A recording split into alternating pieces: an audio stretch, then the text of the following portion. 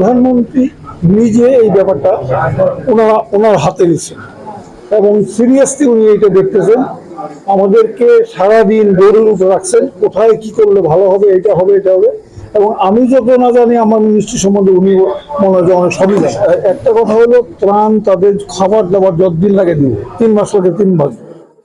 আর ওই তাদেরকে রিহ্যাবিলিট করার জন্য, পুনর্বাসন করার জন্য আমরা চেষ্টা করবো। গরু ছাগল দিতে হলে দিব, ঘর বাড়ি বানানোর জন্য যে মানে টিন এগুলি দিব। কিন্তু ওই টিনগুলি আমাদের হাতে নাই। মানে গত বছর সব, এটা তো নতুন অর্থ বছর, পুরানটা সব শেষ হয়ে গেছে। আমরা মানে পরশু দিনই কেনার কথা হয়েছে। তো আমরা চেষ্টা করবো দিয়ে দেবো, খেলাটা যদি করতে পারি এটা এটা আমাদের মানে পুরো সরকার এই ব্যাপারে পজিটিভ। কাজে এটা হবে, সবাই পজিটিভ যে এটা কিছু করতে হবে। আমি ধরেন আমি একটা মিনিস্ট্রি যদি হইতো তাহলে তা না, আর এভরিবডি ইনশাল্লাহ হবে। দুর্যোগের যে বন্যার যে দুর্যোগটা এখন আমরা দেখছি, এটা তো একদিনে হয় নাই। আপনি যে কথাটা বললেন নাব্যতা তো একদিনে কমে নাই, গ্র্যাজুয়ালি কমছে। আমরা বিগত বছরগুলিতে এই ব্যাপারে কোনো অ্যাড্রেস করি নাই, চিন্তা করি নাই। কিন্তু নতুন করে ভাবতে হবে। এবং এইটা আমার মন্ত্রণালয় না, এই মন্ত্রণালয় পানি সম্পদ মন্ত্রণালয়।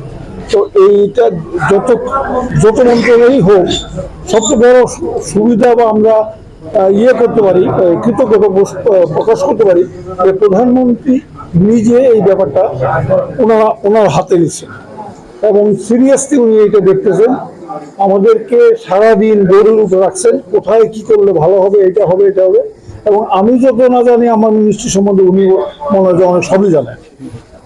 আজকে কিন্তু মানে চট্টগ্রাম বিভাগের বন্যা পরিস্থিতি দেখভাল করার জন্য উনি বিদ্যুতের প্রতিমন্ত্রী অনিন্দ ইসলাম অমিতকে পাঠিয়ে দিয়েছেন। উনি চিটাগাংয়ে থাকবেন আগামী 6-7 দিন, যতদিন লাগে উনি থেকে কোঅর্ডিনেট করবেন। আর আমাকে বলছেন যে 5টা ডিস্ট্রিক্টে কি অবস্থা দেখে দেওয়া। আমি কিন্তু চলবে, মনিটরিং করবে অনিন্দ।